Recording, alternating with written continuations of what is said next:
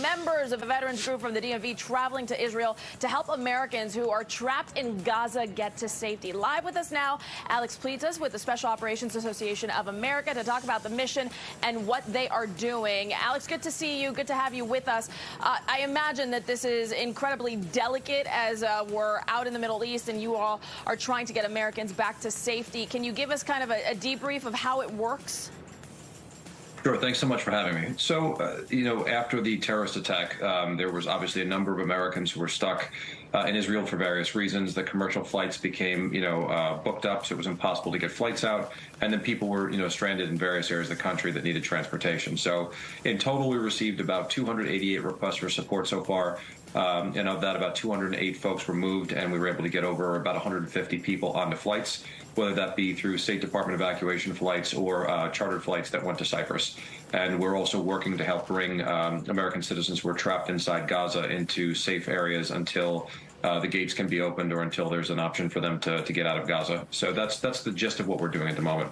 Alex, when you talk about Americans being trapped in Gaza, we know that there are still hundreds of hostages also being held by Hamas in the Gaza Strip. Are you also part of that operation, part of helping, or is this just Americans who have called you or family members saying we need help because we can't get out?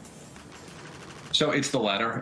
So I had responsibility for operations and policy oversight for hostage rescue when I was at the Pentagon. Part of our hostage policy review in 2015, we created the Special Envoy for Hostage Affairs and the Recovery Fusion Cell.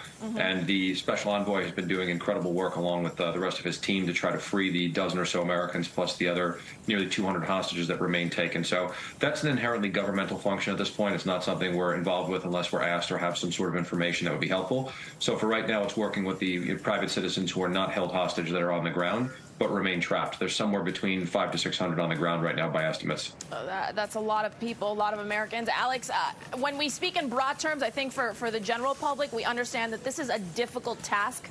We know that. Yes. Can you give us a little bit of can you be a little bit more specific as to how difficult this is to enter a place that is essentially being run by militants right now and get them back into a place where you can transfer them back into the United States? Sure. There's really only two places to go. It's either across the border into Israel and all the gates remain closed at this point, or it's through Rafah, the gate into Egypt, which has been all over the news.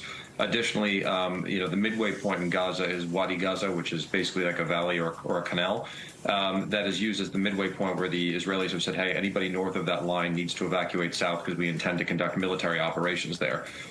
So that puts 2.1 million people south of the wall, and it makes it too dangerous to travel northbound. So essentially, everybody's waiting for the gate to open, but that requires agreement between Israel, Egypt, and Hamas because there's three separate actors that are involved there.